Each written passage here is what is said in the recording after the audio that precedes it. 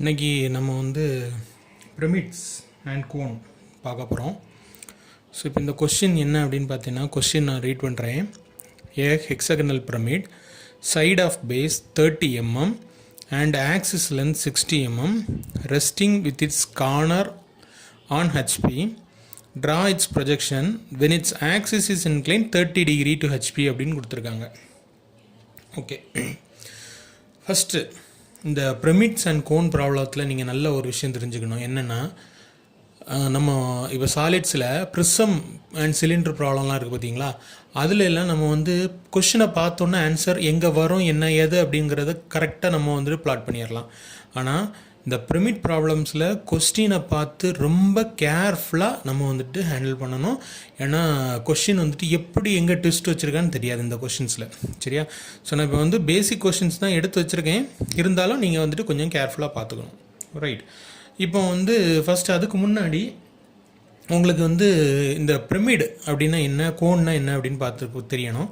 Cone அப்படிங்கிறது நீங்கள் வந்துட்டு ஜஸ்ட் நீங்கள் பண்ணியிருக்கீங்க, இதுக்கு முன்னாடி பார்த்துருக்கீங்கல்ல, கோன் ஐஸ்கிரீம்லலாம் பார்த்தீங்கன்னா அந்த கோனிக்கல் ஷேப்பில் இருக்கும். கோனிக்கல் ஷேப்பில் நான் வந்து இப்போ ஜஸ்ட் வந்து வீட்டில் இருக்கிற நான் ஒரு பேப்பர் எடுத்து நான் என்ன பண்ணி வச்சுருக்கேன், ஒரு கோன் மாதிரி ஒன்று பண்ணி வச்சுருக்கேன். ஸோ என்கிட்ட ஷேப்ஸ் ஒன்றும் இப்போ இல்லை கையில், இருந்தாலும் நான் வந்துட்டு உங்களுக்கு இந்த ஒரு பேப்பரில் பண்ணி வச்சுருக்கேன். ஸோ இப்போ இந்த கோன் அப்படின்னு பார்த்தீங்கன்னா இதோட ஃப்ரண்ட் வியூ எப்படி இருக்குது அப்படின்னு பார்த்தீங்கன்னா இந்த மாதிரி இருக்குமா, இதுதான் அதோட ஃப்ரண்ட் வியூ. கரெக்டாக எக்ஸ்ஒய் பிளைனில் வைக்கலன்னா ஜஸ்ட் சும்மா வச்சுருக்கேன், இப்படி வச்சுருக்கேன். ஸோ இந்த கோனோட ஃப்ரண்ட் வியூ எப்படி இருக்குது அப்படின்னு பார்த்தீங்கன்னா இந்த மாதிரி ஷேப்பில் இருக்குது, ஒரு ட்ரையாங்குலர் ஷேப்பில் இருக்குது. ரைட்டா? இதுதான் ஒரு ட்ரையாங்குலர் ஷேப்பில் இருக்குது. ஓகே தானே? ஸோ இது வந்துட்டு நமக்கு ஃப்ரண்ட் வியூ. ஓகே, ஸோ இப்போ டாப் வியூ வைக்கதாக இருந்துச்சுன்னா இந்த மாதிரி ஷேப்பில் இருக்கும். ஓகேவா? டாப் வியூ வைக்கிறதுன்னா இந்த மாதிரி ஷேப்பில் இருக்கும். அப்போது இந்த மாதிரி ஷேப்பில் வைக்கும்போது உங்களுக்கு மேலேருந்து பார்க்கும்போது என்ன தெரியுது அப்படின்னாச்சுன்னா இது ஒரு ஆக்சிஸ் பாயிண்ட். கரெக்டாக? இது ஒரு ஆக்சிஸ் பாயிண்ட். இந்த ஆக்சிஸ் பாயிண்ட்டை பார்த்து இந்த சர்க்குலர் பேஸ் இருக்குது பார்த்தீங்களா, இந்த சர்க்குலர் பேஸ்லேருந்து ஒரு ஆக்சிஸ் பாயிண்ட்டை பார்த்து அந்த ஜென்ரேட்டர்ஸ் மூவ் ஆகி வந்திருக்கு. சரியா? அந்த ஜென்ரேட்டர்ஸ் வந்துட்டு எப்படி மூவ் ஆகிருக்கு, இந்த சர்க்குலர் பேஸ்லேருந்து ஒரு ஆக்சிஸ் பாயிண்ட்டை பார்த்து இந்த சர்க்குலர் பேஸ்லேருந்து எப்படி வந்திருக்கு, மூவ் ஆகி வந்திருக்கு. இதுதான் வந்துட்டு கோன் அப்படின்னு சொல்லுவோம். இதுவே ஏதாவது ஒரு ஷேப்பில் இருந்து கீழே வந்துட்டு ஒரு ஹெக்ஸகனல் ஷேப் இருக்குது, கீழே ஒரு பென்டகனல் ஷேப் இருக்குது, ஸ்கொயர் பேஸ் இருக்குது. ஸோ இந்த மாதிரி ஏதாவது ஒரு பேஸ் இருக்கும். அந்த பேஸில் இருந்து ஆக்சிஸ் பாயிண்ட்டை பார்த்து மூவ் ஆகி வந்துருந்துச்சுன்னா அதுக்கு பேர் என்னென்னா அந்த கரஸ்பாண்டிங் பிரமிட் அப்படின்னு சொல்லுவோம். அதாவது ஃபார் எக்ஸாம்பிள் இப்போ ஹெக்ஸகனல் பிரமிட், பென்டகனல் பிரமிட் அப்படி சொல்லுவோம். சரியா? ஸோ அது உங்களுக்கு முதல்ல தெரிஞ்சிருக்கணும். ஸோ இந்த பென்டகன் ஹெக்ஸகன் எல்லாத்துக்குமே ஃப்ரண்ட் வியூ இப்படி தான் இந்த கோனிக்கல் ஷேப்பில் தான் இருக்கும். சரியா? பிரமிடுக்கு pentagonal pyramid, hexagonal pyramid, square pyramid எல்லாத்துக்குமே ஃப்ரண்ட் வியூ வந்துட்டு இந்த மாதிரி கோனிக்கல் ஷேப் தான் இருக்கும். ஓகேவா? அதுவே டாப் வியூ அப்படின்னாச்சுன்னா எப்படி இருக்கும், இந்த மாதிரி ஷேப்பில் இருக்கும். இப்போ இதில் வந்துட்டு சர்க்குலர் பேஸ் இருக்கா, இதில் சர்க்குலர் பேஸ் இருக்குது, மேலே வந்துட்டு எப்படி இருக்குது, ஆக்சிஸ் பாயிண்ட்டை பார்த்து மூவ் ஆகி வந்திருக்கு. சரி, அப்போ டாப் வியூவில் நமக்கு எப்படி தெரியுதுமா, ஒரு ஆக்சிஸ் பாயிண்ட் இருக்குது, அந்த ஆக்சிஸ் பாயிண்டில் இருந்துட்டு நமக்கு பேஸை பார்த்துட்டு அந்த இதோட சர்க்கம்ஃபரன்ஸ் வந்துட்டு எப்படி இருக்குது, இந்த மாதிரி இருக்குது. சரியா? ஸோ அப்போ டாப் வியூவில் என்ன இருக்குது, ஒரு ஆக்சிஸ் பாயிண்ட் இருக்குது. கரெக்டாக? அப்போ நம்ம வந்து ஹெக்ஸகன் போட சொல்லியிருக்காங்க, கார்னர் வச்சு ட்ரா பண்ண சொல்லியிருக்காங்க. ஸோ நம்ம அதில் சென்டர் பாயிண்ட் உங்களுக்கு இதில் வரும். கரெக்டாக? இதில் நம்ம இப்போ வந்து டெம்ப்ளேட் வச்சு ட்ரா பண்ணியாச்சுன்னா, நான் காம்பஸ் ஸ்கேல் யூஸ் பண்ணி ட்ரா பண்ணியிருக்கேன். ஒருவேளை நீங்கள் வந்துட்டு அந்த டெம்ப்ளேட் வச்சுருந்தீங்க அப்படின்னாச்சுன்னா இந்த சென்டர் பாயிண்ட் வந்துடும். ஓகேவா? சரி, இப்போது இந்த சென்டர் பாயிண்ட் எப்படி எடுக்கிறேன்னு பார்த்துக்கோங்க. இது ஜஸ்ட் ஃபார் எதுக்கு அப்படின்னு பார்த்தீங்கன்னா ஹெக்ஸகனுக்கும் ஸ்கொயருக்கு மட்டும்தான் இப்படி நீங்கள் வந்துட்டு ஆக்சிஸ் பாயிண்ட் எடுக்கணும். சரியா? பென்டகனுக்கு இப்படி ஆக்சிஸ் பாயிண்ட் எடுத்துடாதீங்க. நான் இது என்ன பண்ணிகிட்டு இருக்கேன்னா ஆப்போசிட் கார்னர்ஸை ஜாயின் பண்ணுறேன். ஆப்போசிட் கார்னர்ஸ் ஜாயின் பண்ணியாச்சுன்னா எனக்கு இந்த ஆக்சிஸ் பாயிண்ட் கிடச்சிரும், அதோட மிட் பாயிண்ட் கிடச்சிரும். சரியா? ஸோ இப்போது இதை வந்து நீங்கள் என்ன பண்ணணும்னா டார்க் பண்ணிடணும், உள்ளதை டார்க் பண்ணிடணும். பிரமிடுக்கும் ப்ரிசத்துக்கும் என்ன டிஃப்ரென்ஸ்னு சொல்லிகிட்டே வரேன். ப்ரிசத்துக்கு இந்த உள்ளதை நீங்கள் டார்க் பண்ணிட்டீங்கன்னா கதை முடிஞ்சு, அது வந்துட்டு அவன் இதுலேயே மார்க்கை போட்டு தீர்த்துருவான். சரியா? இப்படி நீங்கள் போட்டுட்டீங்கன்னாலே என்ன வரைஞ்சிருக்கீங்கன்னா பென்டகனல் பிரமிட், ஹெக்ஸகனல் பிரமிட் வரைஞ்சிருக்கதாட்டாதுக்கு அர்த்தம். ஓகேவா? நீங்கள் ஒருவேளை இங்கே வந்துட்டு தப்பாக வரைஞ்சிட்டு மேலே கரெக்டாக ப்ரிசம் மாதிரி வரைஞ்சிருந்தீங்க அப்படின்னாச்சுன்னா மார்க்கு போட மாட்டான். ஏன்னா டாப் வியூ வந்துட்டு தப்பாயிட்டு, ஸோ போட மாட்டான். அதனால் ப்ரிசம் வரையும் போது இந்த லைன்ஸ் போடக்கூடாது, நல்லா தெரிஞ்சுக்கணும். சரியா? இப்போ நான் பாயிண்ட்ஸ் மார்க் பண்ணுறேன். A, B, C, D, E and F. ஓகேவா? இந்த ஆக்சிஸ் பாயிண்ட் அப்படின்னாச்சுன்னா அதுக்கு பேர் ஓன்னு மார்க் பண்ணணும். ஓ பாயிண்ட். சரியா? சரி, இப்போ என்ன பண்ணுறேன், எல்லா பாயிண்ட்லேருந்தும் லைன்ஸ் வந்துட்டு XY பிளேன் வரைக்கும் நான் கொண்டு வந்து விட போகிறேன். இதிலிருந்து அப்புறம் இதிலிருந்து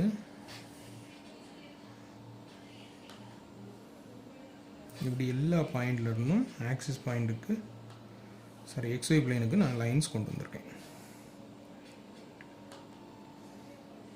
ஓகே, இவ்வளோதான். போட்டுட்டு இனி ஃப்ரண்ட் வியூ எப்படி ட்ரா பண்ணணும்னு பாருங்கள். அதாவது நான் என்ன பண்ணியிருக்கேன், இது வந்துட்டு கோன். சரியா? இது கோன். இந்த கோனோட டாப் வியூ நான் ட்ரா பண்ணி வச்சுருக்கேன். இந்த கோனோட ஃப்ரண்ட் வியூ இப்படி ட்ரா பண்ண போகிறேன் இப்போ. சரியாம்மா? சரி, அப்போது இந்த ஹைட் எங்கே இருக்குது அப்படின்னு பார்த்தீங்கன்னா, இது ஒரு கோன் எடுத்துக்கிட்டோம்னா அந்த ஹைட் எங்கே இருக்கும் அப்படின்னு பார்த்தீங்கன்னா இந்த இடத்துலையே இருக்கும். ஆக்சிஸ் பாயிண்டில் தான் அதோட டோட்டல் ஹைட் இருக்கும். ஸோ அவங்க கொடுத்துருக்கக்கூடிய ஹைட் எவ்வளோ இருக்குது, ஆக்சிஸ்லேருந்து 60 mm கொடுத்துருக்காங்களா. அப்போது நம்ம என்ன பண்ணணும், XY ரெஃபரன்ஸ் லைன்லேருந்து 60 mmக்கு முதல்ல பாயிண்ட் வைக்கணும். சரியா? அந்த லைன் எப்படி இருக்கணும்னா லாங் லைன் ஷார்ட் லைன் போடணும். ஓகே, போட்டுட்டு இப்போ என்ன பண்ணுறோம், இதில் 60 mm ஹைட் வச்சுருக்கணும். 60 mm ஹைட் வச்சுட்டு பாயிண்ட் வச்சிட்டேன். இது O டேஷ்னு மார்க் பண்ணணும். இது கீழே ஓன்னா மேலே O டேஷ். சரியா? இப்போ இந்த லைனை டார்க் பண்ணிடணும். இந்த லைனை ஏன் டார்க் பண்ணுறேன்னா, நான் இங்கேருந்து பார்க்குறேன். பார்க்கும்போது எந்த பாயிண்டெல்லாம் எனக்கு விசிபிளோ அது அவ்வளோ நான் டார்க் பண்ண போகிறேன். ஸோ எனக்கு A point visible, so dark பண்ணிட்டேன். இந்த B பாயிண்ட் வந்துட்டு விசிபிள் தான், அதனால் Bயில் இருக்கக்கூடிய லைனையும் நான் டார்க் பண்ண போகிறேன். ஓகேவா?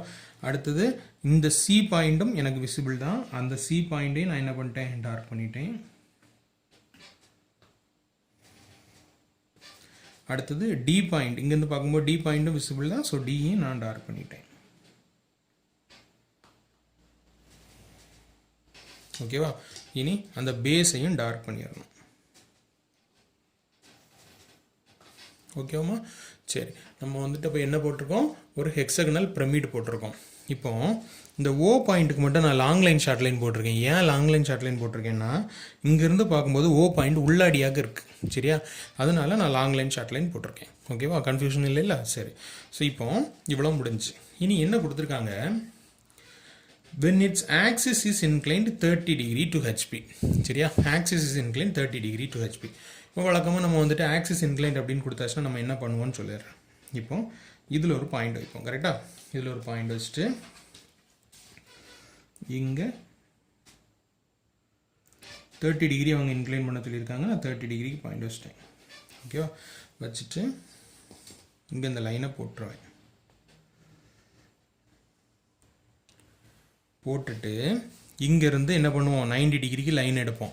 அது வந்து ப்ரிசத்துக்கு. சரியாமா? அது வந்துட்டு ப்ரிசம் அப்படின்னு. இதுக்கு எப்படி எடுக்கணும்னா பார்த்துக்கோங்க, 2 மெத்தட் சொல்லி தருவேன். இதில் வந்துட்டு சென்டர் எவ்வளோ நமக்கு 30 mm. ஓகேவா? இது 0, இது 30, இது 60. அப்படி தானே? அப்போது நம்ம என்ன பண்ணணும்னு பாருங்கள், ஸ்கேலில் நம்ம டிராஃப்டர் ஸ்கேலை வச்சா தான் இது கரெக்டாக வரும். பார்த்துக்கோ பாரு, நான் இந்த 30யே நான் இங்கே ஃபிக்ஸ் பண்ணிட்டேன், நம்ம ஆக்சிஸ் லைனில் ஃபிக்ஸ் பண்ணிட்டேன். வச்சுட்டு இதை இப்படி மெல்ல மூவ் பண்ணிட்டு வரேன். ஏதாவது ஒரு பாயிண்டில் இங்கே 60 கிடைக்கும். சரியா? பாருங்கள், இந்த இடத்துல 60 வருது. ஸோ இதில் தான் நம்ம வந்துட்டு 0, 30, 60 வச்சு இந்த லைன் போடணும். ஓகேவா? போட்டுட்டு அதுக்கப்புறம் இங்கே இருந்துட்டு அங்கே ஹைட் வச்சுட்டு இப்படி நம்ம ஜாயின் பண்ணணும். ஓகே? ஸோ இது வந்துட்டு எல்லாருக்கும் கரெக்டாக வராது. ஏன்னா நம்ம ஒரு வேளை லைனை ஸ்கேல் எப்படி கொஞ்சம் சரிச்சிட்டா இங்கே சரிச்சிட்டா என்ன ஆயிரும்னா அது டக்குன்னு வந்து என்ன ஆயிரும், நமக்கு டயக்ராம் மொத்தத்துலேயும் கொலாப்ஸ் ஆயிரும். அதனால் நான் இன்னொரு மெத்தட் சொல்லித்தரேன். அது என்னென்னா, இப்போ வந்து இன்க்ளினேஷன் போட்டிருக்கோமா, பேஸை வந்துட்டு இன்க்ளைன் பண்ணதுக்கு வந்துட்டு கொடுத்துருக்காங்க. சரியா சார்? இன்னும் ஆக்சிஸ் இன்க்ளைன் பண்ண சொல்லியிருக்காங்க. அப்போது நமக்கு இந்த எப்படி இன்க்ளைன் பண்ண போகிறோம்னா, இது XY ரெஃபரன்ஸ் லைன். சரியாம்மா? இது XY ரெஃபரன்ஸ் லைன். இப்போ ஆக்சிஸ் இன்க்ளைன் பண்ணியாச்சுன்னா நம்ம இங்கே இன்க்ளைன் பண்ணணும். ஓகேவா? நம்ம என்ன பண்ண போகிறோம்னா இந்த பேஸை அப்படி தூக்க போகிறோம். பேஸை இன்க்ளைன் பண்ணி வரைய போகிறோம். வரைஞ்சிட்டு ஆக்சிஸ் தானே அவங்க மார்க் பண்ண சொல்லியிருக்காங்க, ஆக்சிஸாக மார்க் பண்ணி காட்டணும். எப்படின்னு பார்த்துக்கோ. இப்போ அவங்க என்ன கொடுத்துருக்காங்க, ஆக்சிஸ் வந்துட்டு இன்க்ளைன் 30 டிகிரி டு ஹெச்பின்னு கொடுத்துருக்காங்க. அப்போ நம்ம என்ன பண்ணணும், பேஸை எவ்வளோ இன்க்ளைன் பண்ணணும்னு கண்டுபிடிக்கணும். பேஸ் இன்க்ளினேஷன் ஈக்குவல் டு, இதான் நம்மளோட formula, equal to 90 degree minus கொடுத்துருக்கக்கூடிய ஆங்கிள் எவ்வளவு 30 டிகிரி. 30 டிகிரி ஈக்குவல் டு எவ்வளோ வரும் நமக்கு 60 டிகிரி ஆங்கிள் வரும். ஓகேவா? அப்போ நம்ம என்ன பண்ணலாம், ஈஸியாக இந்த இடத்துல இருந்துட்டு ப்ரொட்ராக்டரில் இங்கே என்ன பண்ணிடலாம், இன்க்ளைன் பண்ணிடலாம் இந்த இடத்துல. ஓகேவா? இந்த இடத்துல எவ்வளோ வந்துடணும், 60 டிகிரி வச்சிடணும்.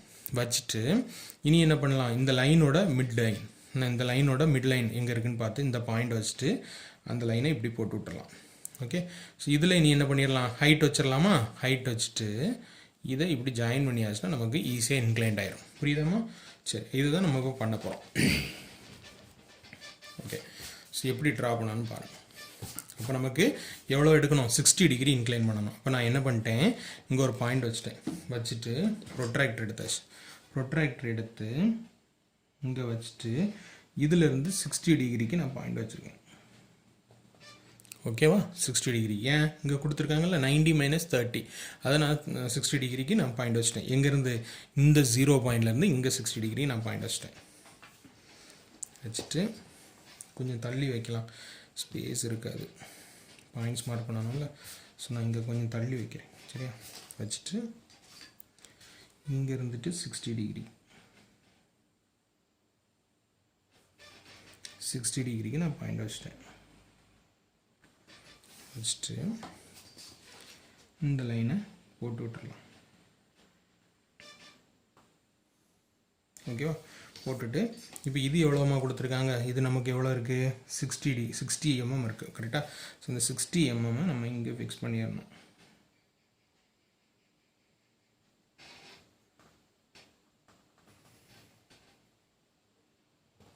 வச்சிட்டிங்களா? 60 mm பாயிண்ட் வச்சாச்சு. இதோட மிட் லைன் எவ்வளவு, மிட் பாயிண்ட் எவ்வளவு, 30 mm பாயிண்ட் வச்சிட்டேன். ஓகேவா? வச்சுட்டு நம்மளோட ப்ரொட்ராக்டரில் 90 டிகிரி கரெக்டாக ஞாபகம் வச்சுக்கோங்க. நான் வந்து ஸ்கேலில் சரசரான்னு போட்டுருவேன், நீங்கள் கரெக்டாக இந்த 90 டிகிரிக்கு பாயிண்ட் வைக்கணும். ஓகேவா? வச்சுட்டு அதுக்கப்புறம் இந்த லைனை இப்படி கொண்டு வரணும், லாங் லைன் ஷார்ட் லைன். இங்கே என்ன லைன் இருக்கோ அதே லைன் இங்கே கொண்டு வரணும். சரியா? ரைட். இப்போ இங்கே என்ன லைன் இருக்குது, mid line, long line short line. அதே லாங் லைன் ஷார்ட் லைன் இங்கே போடணும். ஹைட் எவ்வளோ கொடுத்துருந்தாங்க நமக்கு, 60 தானே கொடுத்துருக்காங்க. அந்த ஹைட்டை இங்கே ஃபிக்ஸ் பண்ணிக்கோ, பாயிண்ட் வச்சிடலாமா? ஸோ இதுதான் நமக்கு O1 டேஷ். இனி இந்த டிஸ்டன்ஸ் இது எவ்வளவு, 15, இங்கே 15. கரெக்டாக? ஸோ இந்த பக்கம் 15 mmக்கு ஒரு பாயிண்ட், அதே மாதிரி இங்கேயும் ஒரு 15 mmக்கு ஒரு பாயிண்ட். சரிச்சா? வச்சுட்டு இனி இந்த லைன் எல்லாம் அழகாக போட்டு விட்றோம். இது ஒரு லைன், அடுத்தது இது ஒரு லைன், அடுத்தது இது ஒரு லைன், அடுத்தது இது ஒரு லைன். சரியா? போட்டாச்சா? போட்டுட்டு இனி இந்த பாயிண்ட்ஸ் எழுதலையே, இங்கேருந்து பார்த்து இந்த பாயிண்ட்ஸ் எவ்வளோ இங்கே எழுதியிருக்கணும். இது A டேஷ், இங்கே B dash visible, F dash invisible, இதில் C dash visible, E dash invisible, இது D டேஷ் விசிபிள். சரியா? அதே பாயிண்ட்ஸ் இங்கே எடுத்து எழுதுகிறோம். இது A1 டேஷ், இது B1 டேஷ், F1 டேஷ், இது C1 டேஷ், E1 டேஷ், இது D1 டேஷ். ஓகேவா? போட்டாச்சு. இனி என்ன பண்ணுறோம், இந்த லைன்ஸ் எல்லாம் திரும்ப கீழே எடுக்கணும். லைன் கொஞ்சம் ஸ்லாண்டிங்காக வந்துச்சுன்னா கூட அதே மாதிரி வரோம் அப்படின்னு நினச்சி போட்டுறாதீங்க. எனக்கு வந்துட்டு வரைய வசதி இல்லாமல் நான் ட்ரா பண்ணிகிட்ருக்கேன். ஸோ நான் இந்த பாயிண்ட்ஸ் எல்லாம் நான் கீழே எடுத்துகிட்ருக்கேன். எல்லா பாயிண்ட்ஸும் கீழே எடுத்தாச்சு, இன்க்ளூடிங் O.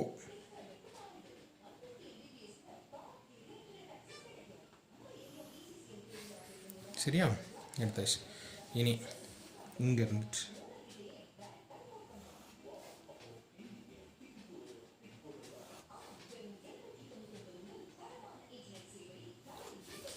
ரைட். இனி நம்ம இன்டர்செக்டிங் பாயிண்ட்ஸ் உங்களில் ஓ, இங்கே உள்ள ஓ வந்துட்டு இங்கே O1, இந்த ஓவும் இங்கே உள்ள ஓவும் O1 சரியா. அதே மாதிரி இங்கே உள்ள ஏயும் இங்கே உள்ள ஏயும் இது A1 B1 C1 D1 E1 இது F1. கரெக்டாக பாயிண்ட்ஸ் பார்த்து மார்க் பண்ணுங்கள். நான் வந்து எனக்கு தெரியும் அதனால் நான் போட்டிருக்கேன், நீங்கள் கரெக்டாக பாயிண்ட்ஸ் மார்க் பண்ணிப்பேன். இனி அடுத்து என்ன செய்யணும், எப்போவுமே அந்த சாலிட்ஸில் பண்ணுவோம்ல ப்ரொஜெக்ஷன் ஆஃப் சாலிட்ஸ், அதில் ப்ரிசமில் அதில் பண்ண மாதிரி தான் இங்கே என்ன பண்ணணும், அவுட்டர்ஸ் ஃபஸ்ட்டு அவுட்டரில் இங்கே எல்லாம் ஜாயின் பண்ணி விட்டுக்கோங்க. இதை மட்டும் மறந்துடாதீங்க, ஃபஸ்ட் ஸ்டெப்பே இதுதான், அவுட்டரை ஜாயின் பண்ண தான் first step.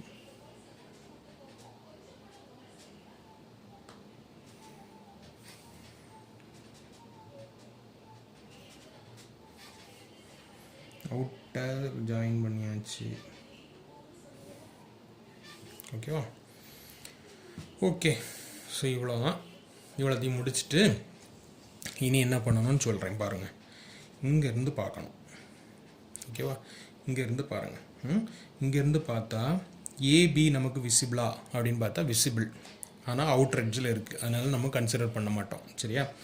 AF outer edge தான் இருக்குது. ஆனால் நமக்கு என்ன வேணும், இடி வேணும். கரெக்டு தானே. இ டு டி வந்துட்டு நமக்கு ஃபஸ்ட்டு ஏபிசிடின்னு ஜாயின் பண்ண பார்த்துக்கோ. A to B, B to C, C to D நமக்கு வேணும். இங்கேருந்து பார்த்தா சி டு டி தெரியுமா? தெரியாது. அப்போ நம்ம என்ன பண்ணணும், சி டு டி எப்படி போடணும், டாட்டட் லைன் போட்டு விடணும். C to D dotted line. ஓகேவா? சரி, அடுத்தது இ டு டி இங்கேருந்து பார்த்தா தெரியுமா, இன்விசிபிள். அப்போ இ டு டி dotted line.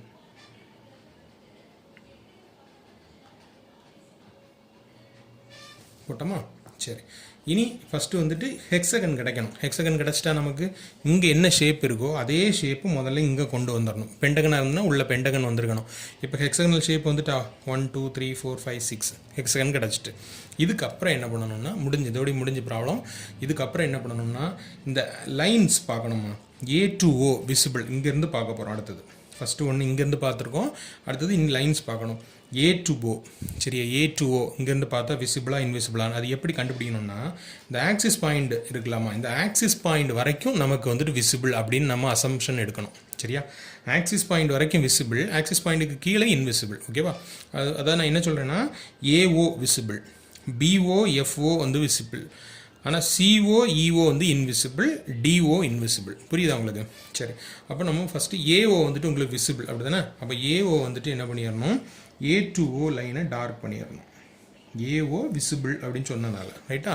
சரி, இனி அடுத்தது என்ன பண்ணணும், பிஓவும் எஃப்ஓவும் வந்துட்டு விசிபிள் தான், பட் அது எங்கே இருக்குதுன்னு பாரு. பி டு ஓ என்ன இருக்குது, B to O visible line. So அதையும் என்ன பண்ணிடணும், டார்க் லைன் போடணும். அடுத்தது என்ன லைன் இருக்குது, எஃப்ஓ இருக்குது, எஃப் டு ஓ அதுவும் வந்துட்டு விசிபிள் தான். So F two O visible, dark line சரியா. அடுத்தது CO, C two O, C two O எங்கே இருக்குது, அவுட்டர் எட்ஜில் இருக்குது, அதனால் கன்சிடர் பண்ண வேண்டாம். நெக்ஸ்ட் இ டு ஓ அதுவும் வந்துட்டு அவுட்டர் எட்ஜில் தான் இருக்குது, ஸோ அதையும் கன்சிடர் பண்ண வேண்டாம். லாஸ்ட் இந்த டி டு ஓ வந்துட்டு இன்விசிபிள், ஆனால் டி டு ஓவில் ஏற்கனவே ஒரு லைன் போட்டாச்சு, அதனால் அதுக்கு மேலே இந்த டாட்டர் லைன்ஸ் போட்டாலும் நமக்கு என்ன வராது, தெரிய போகிறதில்ல. அதனால் நம்ம என்ன பண்ணிடலாம், அதை ஒமிட் பண்ணிடலாம் சரியா. ஸோ இவ்வளோ தான் ஆன்சர். ஆனால் இதில் முக்கியமாக நம்ம என்ன பண்ணோம், இங்கேயாக்க ஆங்கிள் எடுத்துருக்கோம், பேஸ்லேயாக்க இன்க்ளைன் பண்ணியிருக்கோம். ஆனால் என்ன பண்ணணும்னா இங்கே மென்ஷன் பண்ணணும். எனக்கு இந்த டயக்ராமுக்கு உள்ளே போகுது, நீங்கள் இதை கொஞ்சம் கூட அங்கே தள்ளி வச்சு வரீங்கன்னா அப்படின்னா நமக்கு இதில் ஆங்கிள் மார்க் பண்ணிடலாம். ஆங்கிள் வந்துட்டு எவ்வளோ கொடுத்துருக்காங்க, 30 டிகிரி தானே. 30 டிகிரி நம்ம இங்கே எடுத்தது 60 டிகிரி, இதுலையாக 60 டிகிரி எடுத்திருக்கோம். ஆனால் அதை மார்க் பண்ணி காட்டவே கூடாது சரியா. ப்ராப்ளம் வந்துட்டு நம்ம பண்ணுறது வந்துட்டு உல்ட்டா வேலையாகும், ஆனால் அதில் வந்துட்டு நம்ம அதை கண்டுபிடிச்சி காட்டி கொடுத்துடக்கூடாது. இங்கே வந்துட்டு 60 டிகிரி மார்க் பண்ணி காட்டிடாதீங்க, தப்பு. இந்த இடத்துல ஆக்சிஸ்னால் ஆக்சிஸ் தான் இன்க்ளைன் பண்ணணும். ஒருவேளை இந்த இடத்துல பேஸ் இன்க்ளைன் பண்ண சொல்லியிருந்தாங்கன்னா நம்ம எதுவுமே மைனஸ் பண்ண வேண்டாம், டேரெக்டாக இங்கே இன்க்ளைன் பண்ணிவிட்டு டயக்ராம் போட்டுடலாம் சரியாம்மா. ஓகே, இது ஃபஸ்ட் கொஸ்டின். தேங்க்யூ.